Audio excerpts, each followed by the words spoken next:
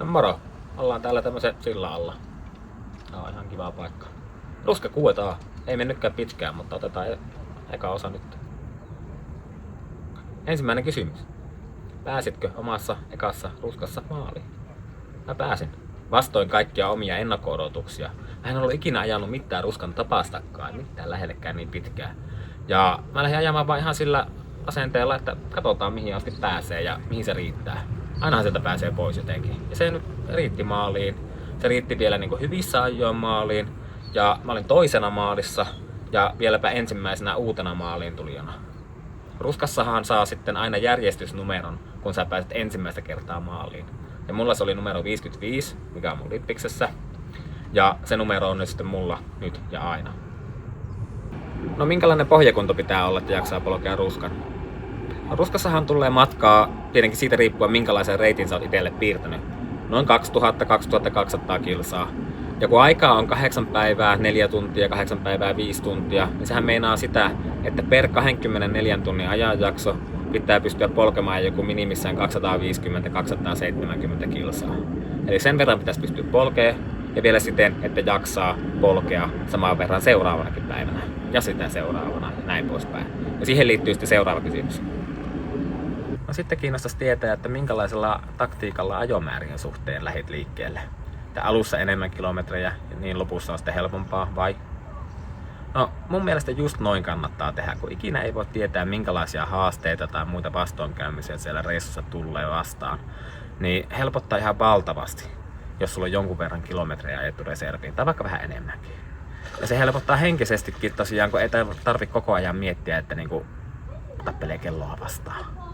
Mutta tää voi olla myös sitten kaksipiippunen juttu, että jos sä alussa ajat liian lujaa ja liian paljon siinä, niin se voi kostautua tulevina päivinä. No sitten, voiko ruskan ajaa läpi silleen mukavasti, että nukkuu joka yö kunnon yöunet, siis joka yö vaikka vähintään 6 tuntia, vai onko se ajoitettu niin, että on pakko hakea rajojaan myös tuosta nukkumisesta?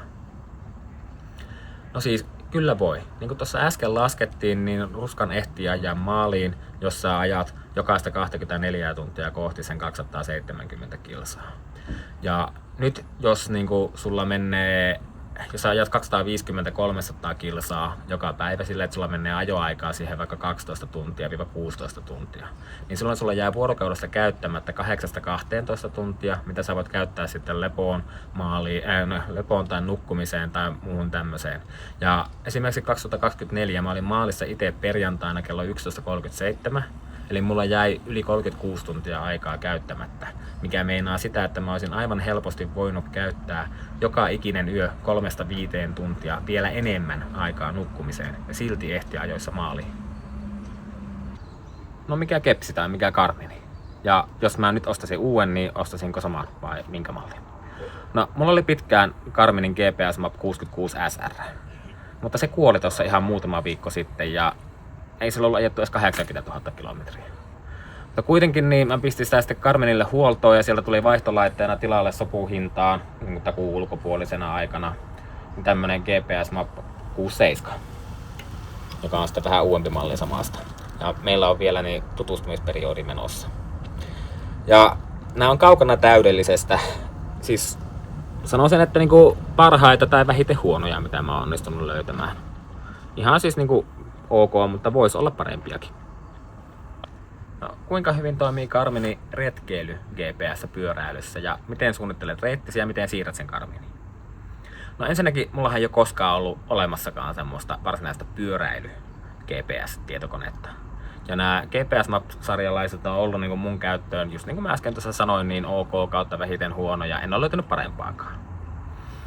Mutta mä silti toivoisin, että löytyisi parempi laite, joka kestäisi muun muassa paremmin pakkasta. Mutta joo, ei siitä sen enempää. Ja noissa malleissa on ollut muuten hyvä akku, kunhan ei ole vaan niin kuin liian kova pakkanen. Joten se on ollut niin kuin tämmöisen pitkän matkan pyöräilyyn tosi hyvä sen puolesta. Mutta mähän en käytä sitten niin kuin minkäänlaista navigointia. Eli mä suunnittelen ja piirrän GPX-reitin ja mä siirrän sen esimerkiksi vaikka 5 palasessa ruskan tapauksessa tuonne Garminin ihan vaan paralta 5 palasessa, ne on vähän pienempiä tiedostoja. Mutta siis tosiaan en käytä mitään navigointia, vaan siellä laitteessa on pelkästään se viiva Ja mä itse huolehin siitä, että mä pysyn sillä viivalla. Siinä ei ole siis mitään tämmöisiä ilmoituksia, että niin käänny kilsan päästä oikealle tai että se uudelleen reitittäisi, jos mä oon kääntynyt jostakin väärään suuntaan. Ja samat tiedostot on ollut sitten mukana ihan kännykässäkin ja kännykälläkin pystyisin tarvittaessa sitten navigoimaan. Ja vaikka mulla olisi ollut koko yli 2000 kilometrin reitti yhtenä tiedostona, niin senkin varassa tuon jäljen seuraaminen tuntuisi toimivan. Ja mä siirrän ne ihan vaan piuhalla ja sitten mulla on ollut semmonen piuha, millä mä oon saanut sitä kytkettyä kännykän suoraan tuohon Garminiin, että mä oon pystynyt sitten suoraan sieltäkin säätämään tarvittaessa suoraan siihen laitteeseen asioita, jos on tarvinnut. Sitten seuraava kysymys. Garminin tallennustapa kiinnostaa. Tallennatko joka päivä uutena tiedostona ja yhdistelet sitten reissun päätteeksi kokonaiseksi matkaksi, näin estäen sen, että jos Garmini sekoaa, ettei data häviä? Vai onko joku kello tallentamassa lisänä? Mie lasken yleensä yhden samalla silmillä ajetun setin 9 suoritukseksi, enkä mä koskaan yhdistä esimerkiksi vaikka koko ruskaa 9 suoritukseksi. Mutta se GPS-mapissa on ainakin ollut semmonen ongelma välillä, että jos suoritus on tarpeeksi pitkä, sanotaan vaikka 600-700 kilsaa, niin se ei sitten välttämättä synkkaudukaan wifi yli Garminin Connectiin, vaan se pitää sieltä kaivaa manuaalisesti piuhalla. Ja se on ollut ainakin suht helppoa, kun tosiaan mun kännykkä on tunnistanut ton Garminin ihan vaan suoraan levyasemana ja sitten on vaan kopioinut kansiosta toiseen mitä tarvii. Ja muutenkin mulla on ollut tapana aina ensin ladata se jälki itselle tarkistettavaksi ennen kuin mä sitä opin mihinkään Stravaan. Ja tällä tavalla mulla jää itselle varmuuskopio siitä niin tohon kepsiin, sitten mulla jää se kännykkään, mulla jää se Connectiin ja sitten vielä Stravaan. No miten ihmiset päättää reiteistä? Kaikki näyttää kulkevan eri reittiä, joten mä oletan, että kyseessä ei ole kilpailu. Onko maalintuloajalla väliä? Eli lähtöpiste, 3 kontrollia ja sitten maalipiste ja sitten niiden välillä olevat mahdolliset muut pisteet, parkkoudet, TMS, ne on kaikille pakollisia ja jokaisen tulee ajaa niiden kautta sitten sääntöjen mukaisesti. Mutta muuten joka ikinen suunnittelee omaa reittinsä ihan omista lähtökohdistaan eikä puhu siitä kenellekään mitään. Reitit on salaisia, reiteistä ei puhuta. Ne on niin kuin ihmiskunnan tarkemmin varjeltuja salaisuuksia heti ydinaselaukaisukoodien TMS jälkeen.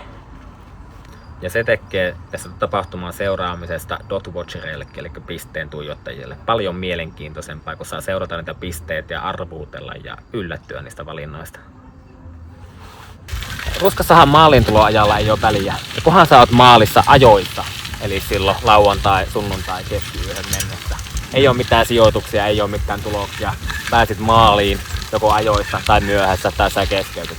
Ja kun sä pääset maaliin ajoissa ja kun sä pääset sinne ensimmäistä kertaa, niin ruskassa on ihan mahtava palkinto. Eli sä saat oikeuden ostaa lippis, jossa on sun numero. Mutta mitä muuta ruskassa tarvii tietää? Joten kerrokaa vielä, kato seuraava jakso.